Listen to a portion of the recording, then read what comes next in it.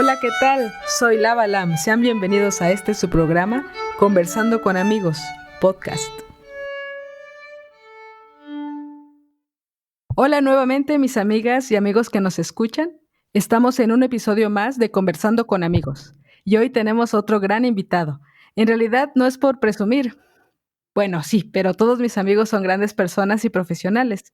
Hoy estaremos platicando con el doctor Mario Torruco Salcedo. Mario, qué gustazo tenerte por acá. Gracias por atender la invitación. Bienvenido. Hola Lucy, mucho gusto. Me encanta estar aquí contigo y te agradezco muchísimo la invitación.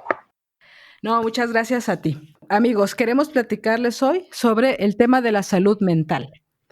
Aunque no sé si en realidad es el término correcto y Mario ahorita nos platicará los mitos que tenemos al respecto y la importancia de pedir ayuda. Antes de comenzar, les platico un poco de Mario, que es un médico especialista en psiquiatría y también tiene una especialidad y amplia experiencia en tratamiento de adicciones. También es un excelente profesor, ha participado en numerosos cursos, programas de televisión, tiene diversos artículos, en fin. Yo he tenido la fortuna de conocerle desde hace mucho tiempo, pues ambos somos del mismo estado, del Edén, ¿verdad? Amigo de la familia, amigo nuestro y también, claro, hemos acudido a él para fines médicos también. Pero Mario, por favor, antes de comenzar, platícanos un poco más sobre ti. Claro que sí, Lucy. Pues soy psiquiatra, especialista en adicciones, como tú lo comentaste, y actualmente estoy trabajando en mi consultorio privado y dando clases de conductas adictivas en la Universidad Iberoamericana. Muchas gracias, Mario. Bueno, pues comencemos. Al inicio, cuando estaba haciendo la introducción, comentaba que el tema era sobre la salud mental. Y este término no sé si es el adecuado. ¿A qué nos referimos cuando hablamos de esto? Bueno, el término salud mental deriva del término salud en general y se refiere específicamente al área de la salud que se encarga del estudio de los procesos mentales, es decir, de nuestros pensamientos, nuestras emociones y nuestras conductas, y obviamente a los padecimientos o trastornos que pueden afectar estas tres funciones mentales: pensamientos, emociones y conductas. Gracias, Mario. Yo considero que en nuestro país no tenemos una adecuada educación o conocimiento, yo creo que es educación, al respecto de la salud mental. Es decir, como que hay todavía muchos mitos, como muchos prejuicios al respecto. Las personas muchas veces sienten vergüenza al hablar de esto y por eso muchos no nos atrevemos a buscar ayuda profesional. ¿Qué opinas de esto, Mario? Totalmente de acuerdo, totalmente de acuerdo. Creo que es un área del conocimiento que infortunadamente ha tenido poca difusión. Últimamente esto ha cambiado, pero aún así muchas personas tienen conocimientos poco científicos, podríamos decir, o poco basados en evidencias acerca de los padecimientos que afectan nuestra salud mental o incluso del concepto de salud mental en sí mismo. Podría dar muchísimos ejemplos, pero justo hoy platicaba con un paciente que tiene problemas o que tenía problemas con su consumo de alcohol. Desde hace algunos años ha estado en tratamiento y logró controlar esto, pero me platicó que acudió a una plática de información sobre adicciones en la escuela de su hijo y que mencionaban con otras palabras tal vez, pero que el principal tratamiento eran los grupos de ayuda mutua. Y estos grupos de ayuda mutua son una parte importante del tratamiento, pero hay toda una serie de profesionistas que se pueden encargar de este tipo de problemas y lo ideal en general es que trabajemos en equipo, ¿no? Los psicólogos, psiquiatras, trabajadores sociales, médicos y dentro de estas especialidades algunas subespecialidades, ¿no? Si son adolescentes y niños, un pedopsiquiatra, eh, o adultos mayores, en fin, ¿no? Pero creo que este ejemplo nos habla justo de lo que tú mencionabas, ¿no? De la poca difusión que hay de la información o de la información inadecuada, parcial o incompleta que tenemos acerca de la salud mental. Así es, coincido totalmente. Fíjate que esto que mencionas sobre la necesidad de trabajar en equipo con otras disciplinas, mencionabas psicólogos, psiquiatras, trabajadores sociales, médicos, etcétera. Ya que no solo desde una perspectiva se debe atender estos padecimientos, pues también son multicausales. Ya hablando de cifras duras, hablando particularmente de México, ¿se sabe aproximadamente cuántas personas tenemos algún tipo de padecimiento y cuáles son esas enfermedades o trastornos más comunes? Claro que sí. Esta es una pregunta muy interesante, pero infortunadamente no te puedo dar información certera porque para poder contestarte tendríamos que preguntarle a toda la población de nuestro país o hacer una encuesta representativa, es decir, que nos pudiera dar una certeza bastante grande acerca de cómo se expresan todos los problemas de salud mental en toda la población de nuestro país. Hasta donde yo sé, el único estudio que se ha hecho de esta manera se realizó en el 2002, 2003 y pues que son ya casi 17 años después de este estudio y pues, seguramente los resultados serían un poco diferentes si realizáramos el estudio ahorita. Pero es la única fuente que tenemos como para responder una pregunta similar a la que tú me haces y de acuerdo a este estudio que fue la encuesta nacional de epidemiología psiquiátrica en México, eh, en las personas que tienen entre 18 y 65 años, más o menos el 30% en algún momento de su vida tendrá algún trastorno psiquiátrico, ¿no? Dentro del estudio no se consideraron todos los trastornos psiquiátricos, ese me parece que es otro dato importante, pero sí se consideraron aquellos trastornos del afecto, ¿no? Como la depresión, el trastorno bipolar, la distimia, se consideraron también trastornos de ansiedad, como el trastorno de pánico, la fobia social, el trastorno de ansiedad generalizada, se consideraron los trastornos por uso de sustancias, ¿no? El alcohol, la nicotina y otras drogas, y de algunos otros grupos de algunos otros grupos de trastornos psiquiátricos se consideraron el trastorno de déficit de atención e hiperactividad, la anorexia, la bulimia y algunos trastornos, bueno, un trastorno de personalidad como el trastorno antisocial de la personalidad, ¿no? Si consultamos los manuales diagnósticos, pues verán ustedes que faltan muchísimos trastornos psiquiátricos, pero dentro de estos, insisto, el 30% de nosotros tendremos alguno de estos trastornos en algún momento de nuestra vida. Y entre los más frecuentes están los trastornos de ansiedad, ¿no? Este mismo estudio nos dice que 14 de cada 100 personas más o menos tendrá algún trastorno de ansiedad alguna vez en la vida y como trastorno específico uno de los más frecuentes fue justamente la fobia específica, ¿no? Es decir, el miedo excesivo, inapropiado e inadaptativo que se tienen algunas circunstancias o algunos objetos o animales. De allí, como grupo, los trastornos más frecuentes fueron los trastornos por uso de sustancias y dentro de este grupo la más frecuente fue la dependencia al alcohol. Hay algunas diferencias entre hombres y mujeres, ¿no? Por ejemplo, en las mujeres son más frecuentes los trastornos de ansiedad. Casi una de cada 5 mujeres tendrá alguna vez en la vida. Y entre los hombres, los más frecuentes son los trastornos por uso de sustancias. El 17%, 17 de cada 100 hombres tendrá algún trastorno por uso de sustancias alguna vez en la vida. Una de las dudas que tenía era justo eso, géneros, edades y cómo están distribuidas más o menos esas cifras y si existía esta información. Y lo acabas de mencionar. Es interesante también conocer que no hay mucha información al respecto y eso puede ser la causa de que haya poca difusión. Lo que hablábamos en un inicio, que se considere como un mito tabú y que no se le dé la verdadera importancia. Este tema es importantísimo. Debemos, pienso yo, cuidar la salud mental tanto como cuidamos la salud física. Y en el país no tenemos esa educación, o puede ser más bien una cosa cultural.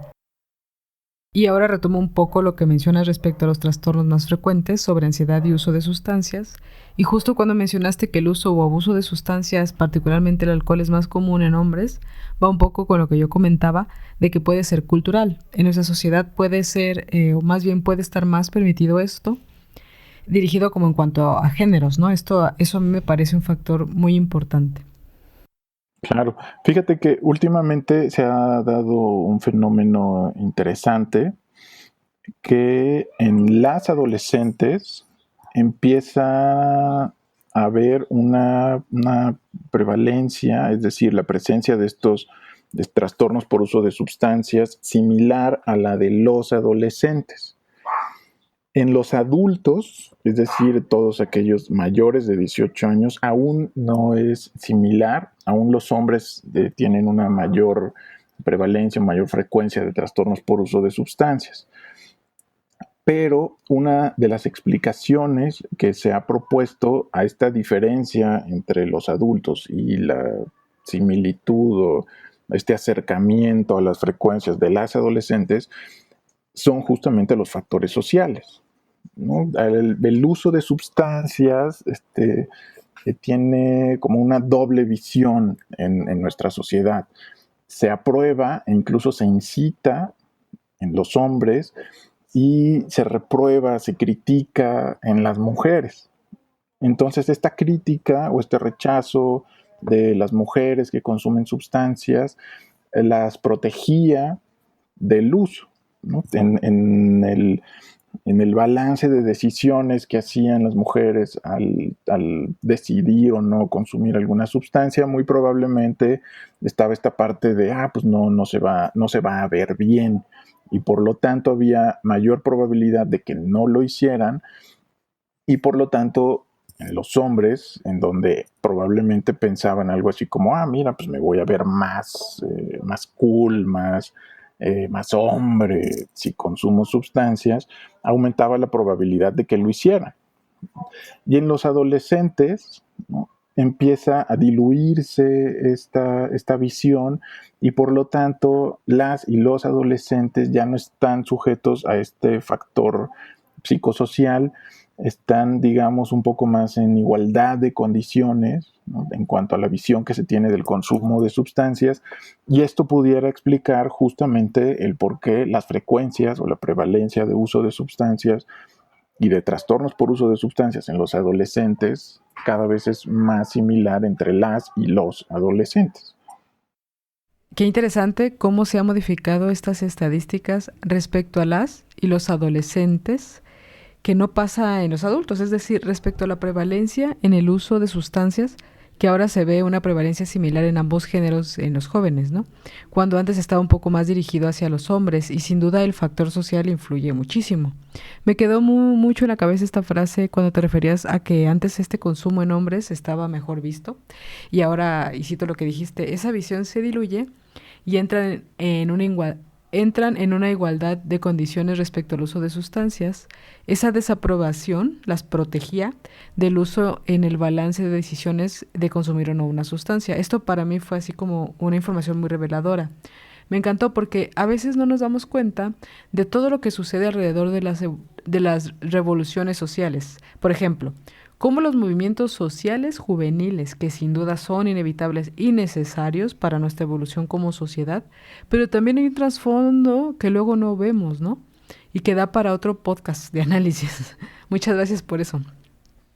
Y bueno, ahora retomando un poco el ejemplo de uno de los trastornos más comunes, me gustaría tomar la ansiedad y que nos cuentes qué pasa en el cerebro con la ansiedad, es decir, químicamente, neurológicamente. ¿Qué pasa?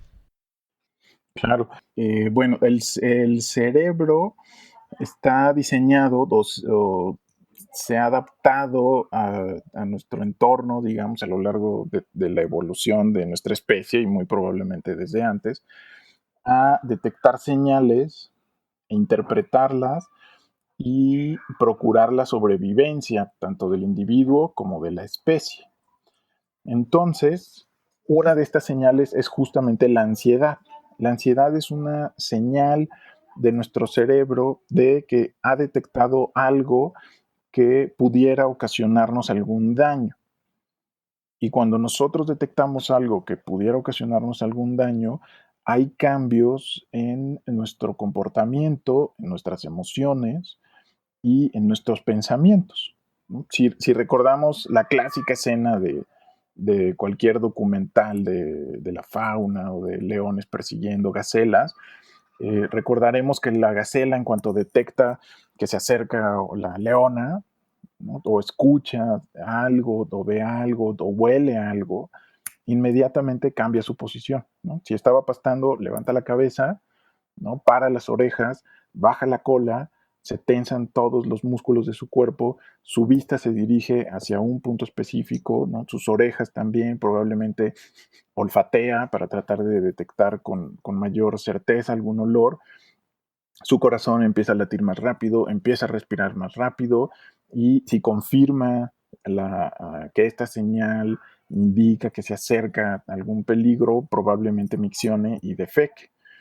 Y todos estos cambios están dirigidos a aumentar su supervivencia, ¿no? Si confirma que se acerca la leona, o si la leona empieza la persecución, entonces la tensión de los músculos le va a permitir correr más rápido, ¿no? El corazón latiendo más rápido, la respiración siendo más rápida, le va a permitir tener mayor oxígeno tanto en el cerebro como en los músculos, ¿no? El defecar y el miccionar le va a permitir tener menos peso y por lo tanto también correr más rápido. El fijar su vista, su oído, el olfatear le va a permitir aumentar la probabilidad de detectar cualquier señal de peligro. Y entonces esa señal de peligro, ¿no? Que le produjo ansiedad, ¿no? Y todas estas manifestaciones físicas son totalmente adaptativas y propician que sobreviva, tanto como individuo como especie. Y en los seres humanos es exactamente lo mismo. Cuando nosotros detectamos alguna señal que indica que existe probabilidad de daño, tenemos los mismos cambios en nuestra respuesta física, tensamos los músculos, aumenta nuestra frecuencia cardíaca, aumenta nuestra frecuencia respiratoria, ¿no? Fijamos nuestra vista en un solo punto, ¿no? Y nos preparamos justamente para defendernos, para huir, o en algunas ocasiones nos paralizamos. Entonces, ¿por qué se dan los trastornos de ansiedad? Pues simplemente porque la respuesta de ansiedad, es decir, todos estos cambios que menciono, físicos y los cognitivos también, son desproporcionados al estímulo, ¿no? Si pudiéramos medir de alguna manera el estímulo o la intensidad del estímulo que indica la probabilidad de daño, ¿no? Y pudiéramos ponerle una calificación de, no sé, un 2 de 10, y nosotros deberíamos tener una respuesta de ansiedad de 2 de 10 también. Pero cuando esta respuesta es mayor, es desproporcionada al estímulo, si hay un estímulo de 2 de 10 y tenemos una respuesta de 4, 5 de 10, ahí es cuando la ansiedad ya es patológica. Es decir, cuando ya no es adaptativa, cuando ya no nos ayuda, sino que incluso puede perjudicarnos, ¿no? Y es justamente cuando se presentan estos trastornos de ansiedad que mencionaba anteriormente.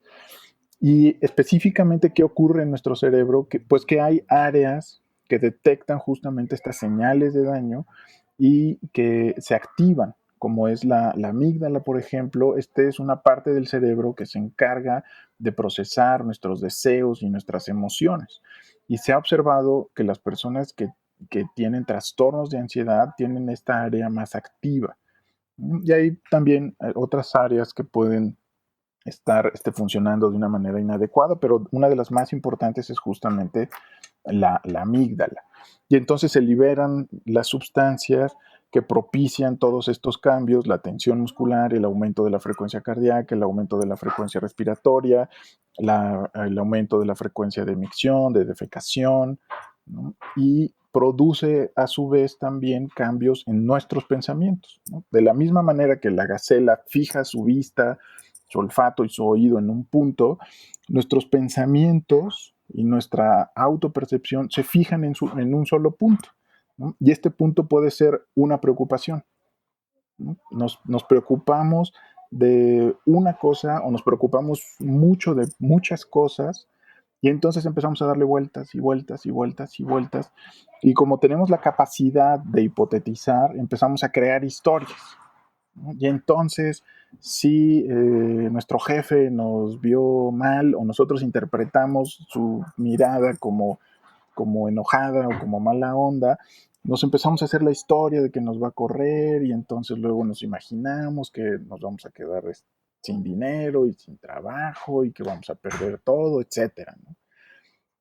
Y es exactamente lo mismo que hace la gacela con el fijar la vista, pero nosotros en cuanto a fijar nuestros pensamientos, ¿no? O también en las sensaciones físicas, ¿no? Nosotros, hay un experimento, digamos, muy interesante, ¿no? Y si me permites, Lucy, lo voy a hacer contigo. Si yo te pregunto ahorita, en los últimos 5 segundos, ¿cuánto de ese tiempo estuviste pensando en tu nariz? ¿En mi nariz? Sí, Híjoles, pues no pensé en mi nariz. cero, exactamente, ¿no?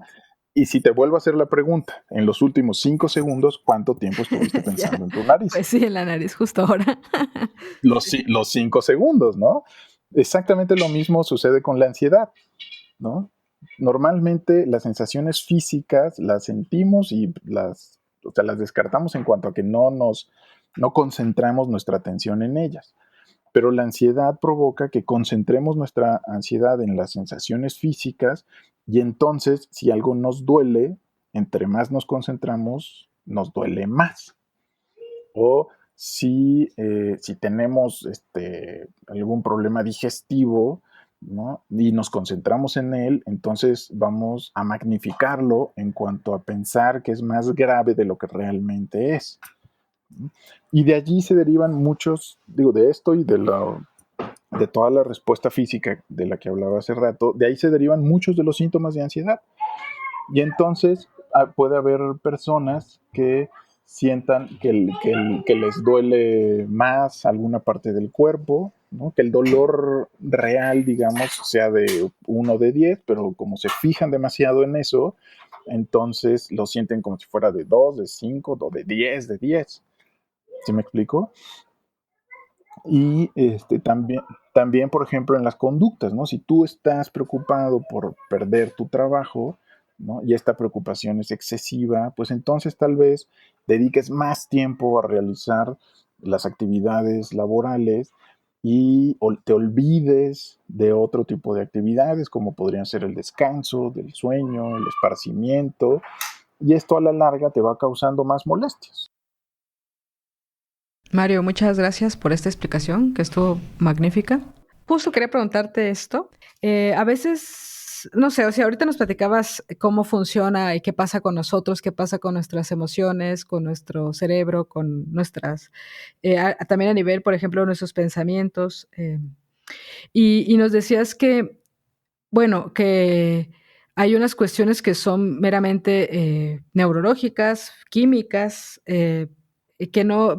¿Por qué quería preguntarte esto? A lo que iba es, yo quería dimensionar lo importante que es entender la complejidad y la naturaleza de estos padecimientos. Tomamos como ejemplo esto justo porque es como una de las enfermedades más comunes y que seguramente muchos nos vamos a sentir identificados. Y bueno, también en estos tiempos de contingencia me parece que también es importante mencionarlo porque ahorita también estamos, a lo mejor muchas personas que no se sentían de este modo están a lo mejor empezando a tener algunas, pues, no sé, están comenzando a sentir un poco ansiosos y esto es como también muy normal, ¿no? Y bueno, Claro. y si bien no todas las personas tienen ansiedad, Hay algunas que sí tenemos ansiedad y no es algo voluntario. O sea, a lo que iba también es de que es algo que no podemos controlar de manera consciente o no necesariamente. Hay, como tú lo dijiste bien, hay unas cuestiones que son, sí hay personas que sí nos preocupamos mucho y lo que quieras, pero hay unas maneras de saber qué tan desproporcionado es, ¿no? O sea, ya cuando de pleno ya es demasiado desproporcionado, ya estamos hablando de una cuestión ya patológica. Sí, sí, sí. Es ahí donde ya no solamente es una cuestión que podamos, a lo mejor con buenas intenciones controlar y que no voy a levantarme y decir: "Oh, yo no quiero estar ansiosa o no quiero estar deprimida", por ejemplo, ¿no? O sea, a eso que quería yo llegar, que todo esto es mucho más complejo y también como esta falta de conocimiento nos hace ser poco empáticos también con las personas que tenemos a nuestro alrededor. Y muchas veces juzgamos las situaciones demasiado a la ligera cuando es un problema bien complejo, ¿no? Sí, sí, sí, totalmente. El, digo, bueno, solamente recordar, perdón, un punto que, o sea, todos tenemos ansiedad. La ansiedad es algo normal, es algo adaptativo, algo que necesitamos para sobrevivir, ¿no? La ansiedad patológica es la que la mayoría de las personas no tiene o no tiene la mayor parte del tiempo. Y justamente esta ansiedad patológica nos indica que existe algún problema y que existen causas por las cuales necesitamos recibir un tratamiento para controlar esta ansiedad. ¿Sí me explico? Sí, sí, que esto, o sea, todos tenemos ansiedad porque es una cuestión de supervivencia, pero que ya cuando ya es desproporcionado ya es una cuestión patológica, ¿no? Que es cuando ya se requiere alguna intervención o que tenemos que pedir ayuda, ¿no? Necesitamos ayuda. Exactamente. Exactamente, exactamente. Sí, cuando esta ansiedad en vez de ser adaptativa ya nos causa problemas, entonces es cuando ya necesitamos algún tipo de intervención, algún tratamiento. Oye, eso una de las cosas que yo quería preguntar también. ¿Cómo sabemos, no? ¿Cuándo es el momento de pedir ayuda, no? De apoyarnos, bueno, uno, ¿cuándo es el momento de pedir ayuda? Nosotros, o de apoyar a alguien para que busque ayuda. ¿Hay algún tipo de señal, detonantes que podamos nosotros, pues, reconocer para esto? Sí, sí, sí, claro que sí, hay muchísimos. Básicamente, esta parte de la adaptación. En el momento en el que algo ya no te sirve para adaptarte a las circunstancias, sino que te las hace más complicadas o de plano te imposibilita el resolver los problemas o enfrentarte a, problemas cotidianos o a tus labores cotidianas, ese es un buen momento para pedir ayuda, ¿no? Y obviamente esta dificultad en la mayoría de las personas empieza siendo poco intensa o leve, digamos. Y conforme se deja pasar el tiempo, pues la dificultad va creciendo, ¿no? Podemos tener todos, digamos, una noche de insomnio o dificultad para conciliar el sueño una vez a la semana, digamos. Pero cuando esto ya son 3, 4 veces a la semana y esto provoca que no nos desempeñemos adecuadamente en el trabajo o que estemos irritables o que no podamos desempeñar nuestras labores adecuadamente, entonces ahí ya es momento de solicitar ayuda. Claro, ya cuando ya, bueno, cuando ya también interfiere con nuestra vida, con nuestro todo, ¿no? Con nuestro trabajo, con nuestra familia, ¿no? Exactamente. Te preguntaba esto porque a veces es difícil darse cuenta, ¿eh? A pesar de que la teoría es muy bonita, a pesar de que de repente sí sabemos que bueno, que sí hay que pedir ayuda, y en teoría sabemos también que, hay muchas personas que padecen muchos trastornos y que en algún momento a lo mejor nosotros vamos a estar, requiriendo algún tipo de ayuda profesional, pero definitivamente, reconocerlo es complejo, darse cuenta, sobre todo, bueno, darse cuenta y después reconocerlo, porque es un trabajo también muy muy interno, y como te decía al principio, como que un tabú y a veces nos da vergüenza de reconocer cosas. Entonces, pero bueno, creo que es importante, que logremos darnos cuenta que cuando ya hay alguna cuestión que nos imposibilita seguir nuestras actividades o resolver nuestros problemas de manera cotidiana o que interfiere con nuestro trabajo, con nuestra, pues no sé, familia, es cuando tenemos que decir algo está pasando o tenemos que solicitar algún apoyo, ¿no? Claro, claro.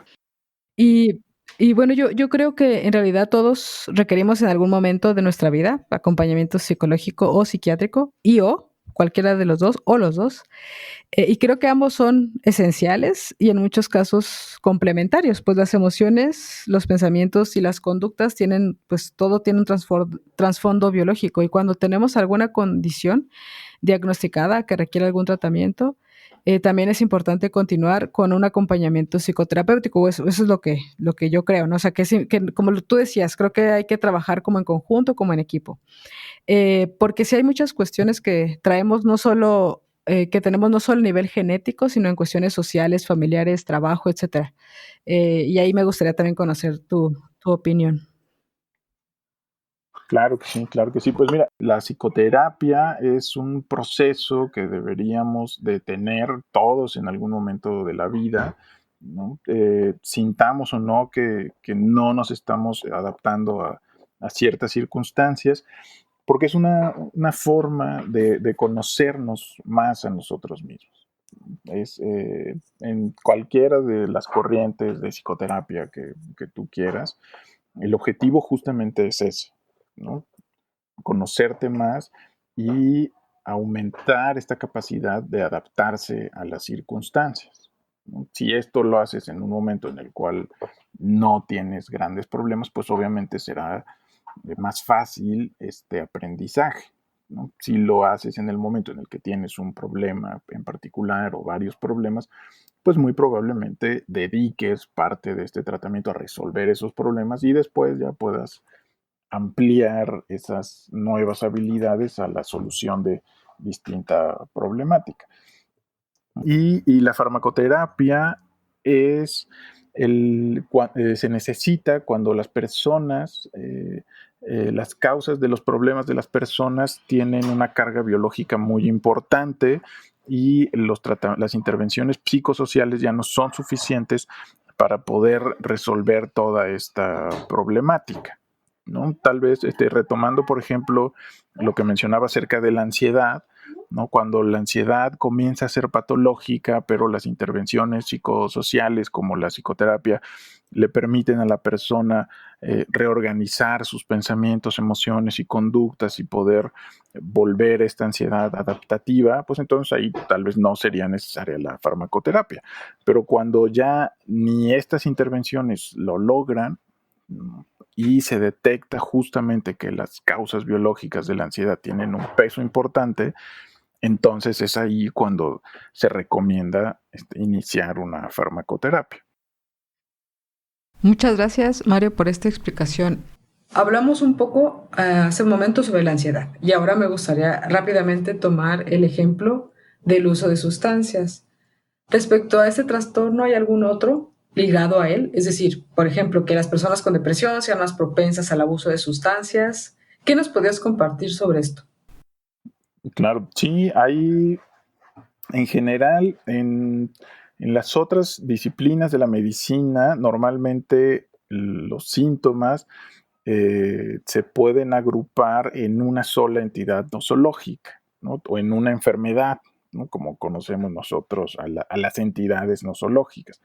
En psiquiatría ocurre algo totalmente distinto. La mayoría de los síntomas pueden agruparse en varias entidades nosológicas. ¿Esto qué quiere decir en la práctica? Pues que si tienes algún trastorno psiquiátrico o se te asigna algún diagnóstico de trastorno psiquiátrico, lo más probable es que se puedan asignar también otros trastornos psiquiátricos, ¿no? Una persona que tiene depresión es más probable que tenga un trastorno por uso de sustancias que si la comparamos con una persona que no tiene depresión, ¿no? Y ahí viceversa. Una persona a quien podemos asignarle el diagnóstico de un trastorno por uso de sustancias es más probable que tenga una depresión mayor que alguien que no tiene un trastorno por uso de sustancias. No sé si esto tenga que ver un poco con la compulsividad, que dicho sea de paso, no sé si esto sea un trastorno per se. Es decir, personas que presentan compulsividad para comer o para fumar o para beber. No sé si estas personas tengan mayor tendencia al uso de sustancias, por ejemplo. Lo que en psiquiatría, lo que consideramos como compulsión es una conducta, ¿no? Ya sea motriz o mental, para controlar la ansiedad, ¿no? Por ejemplo, algunas personas, no sé, ¿no? Se muerden los pellejitos de las manos o las uñas. Esta conducta normalmente está relacionada con un control de la ansiedad, ¿no? Y el consumo de sustancias, sobre todo las depresoras, como el alcohol, la marihuana, provocan justamente una disminución de la ansiedad. Entonces se puede tomar este consumo de sustancias como una conducta compulsiva, es decir, que se repite, que es difícil controlarla y cuyo fin es controlar la ansiedad. ¿Sí me explico? Sí, sí, sí, sí, te explicas. Y bueno, y de hecho es algo así lo que quería decir. Ok. Pero vaya, no, es que no sabía, por ejemplo, si esto de la compulsividad era un trastorno, pero bueno, tú ya lo dijiste, es una conducta. Y tiene mucho sentido, ¿no? Al final de cuentas, si en algún momento hemos tenido esta cuestión de la ansiedad en algún momento de nuestra vida, sabemos que hay conductas, como tú decías, que nos ayudan o que, pues sí, a disminuirlo. Entonces, por eso hay que tener justo cuidado en estas elecciones, ¿no? De que si yo elijo a lo mejor el alcohol, pues a lo mejor no es como no va a llevar a una cuestión muy positiva, ¿no? De alguna manera. Claro, claro. Entonces, pero bueno, ahora, bueno, ya casi para terminar, porque yo sé que este tema da para un montón de horas y todo. Sí, sí, sí. Sí, ¿no? Y seguramente a lo mejor más adelante hablemos ya de algún tema ya en particular. Ahorita es como de varios temas de manera muy general. Pero bueno, ahorita nos encontramos en una situación pues extraordinaria de una contingencia sanitaria, que dicho sea de paso estamos cada quien de manera remota, donde estamos viviendo situaciones diversas, ¿no? Muchos se enfrentan a pérdida de empleo, estrés, un constante bombardeo de información, información las falsas, ¿no? Las paparruchas. Exacto. También información real, que sin duda es dura, pero es realidad, ¿no? Entonces, todas estas situaciones e información agravan estos padecimientos que hemos conversado y que incluso a personas que aparentemente no tienen ninguno están generando situaciones de estrés o de ansiedad o de depresión. Y me gustaría que nos platicaras un poquito cómo podemos proteger nuestra salud mental ante lo que estamos viviendo actualmente. Claro, claro que sí. Fíjate, insisto mucho en este concepto de adaptación, ¿no? Mencionaba que la ansiedad es una señal, es algo que necesitamos para podernos adaptar, ¿no? El confinamiento puede provocarnos un sinfín de emociones y por lo tanto de pensamientos y de la misma manera de conductas. Pero tratemos de reflexionar nosotros cuál de todas estas conductas nos permite adaptarnos de una mejor manera a la situación que estamos viviendo. Y pues obviamente cada persona podrá encontrar distintas conductas o distintas maneras de adaptarse, ¿no? Habrá quienes ocupen este tiempo en tomar cursos y hacer más ejercicios y aprender nuevas cosas y arreglar su casa, etcétera, ¿no? Pero habrá otras personas para quien lo más adaptativo sea simplemente descansar, ¿no? Y aprovechar este tiempo para no hacer absolutamente nada, ¿no? El punto aquí es reflexionar justamente acerca de lo que cada uno de nosotros está pensando, sintiendo y haciendo y con qué se siente mejor. Si yo me siento bien durmiéndome todo el día, pues adelante, ¿no? Si yo me siento bien arreglando mi casa todo el día, pues también, ¿no? Y lo importante, insisto, es justamente tener estos niveles adecuados de ansiedad que nos permitan adaptarnos, ¿no? Es también completamente normal sentirnos tristes, extrañar el, el, la convivencia física, ¿no? No sé si te ha pasado a ti, Lucy, pero por ejemplo, extrañar el darle la mano a alguien y darle un apretón fuerte, ¿no? O darle un abrazo fuerte o saludarte de beso, etcétera, ¿no? Son cosas que necesitamos, estamos adaptados al contacto físico y pues que en este tiempo se extrañan mucho, ¿no? Habrá personas que tal vez no lo extrañen y se sientan mejor así de lejecitos, ¿no? Saludándonos a lo oriental. Pero insisto, ¿no? Yo creo que aquí el punto es conocerse cada quien y darse cuenta de qué es lo que lo hace sentir mejor, más tranquilo, relajado, adaptado. En realidad creo que ahora, luego muchas veces nos presionamos mucho, ya es una situación compleja de por sí, como tú dices, ¿no? Que nos trae a mucha añoranza, extrañar, bueno, y preocupación también. Y a veces nos sobreexigimos de más respecto a que tenemos que a fuerzas que hacer ciertas cosas, tenemos que aprovechar que estamos, o todo lo que se dice y luego lo tomamos como también muy, como una regla de oro, cuando en realidad tú lo dijiste bien, que con qué me siento mejor, con qué puedo estar bien, ¿no? O sea, eso es lo más importante, que cada quien esté bien. Claro.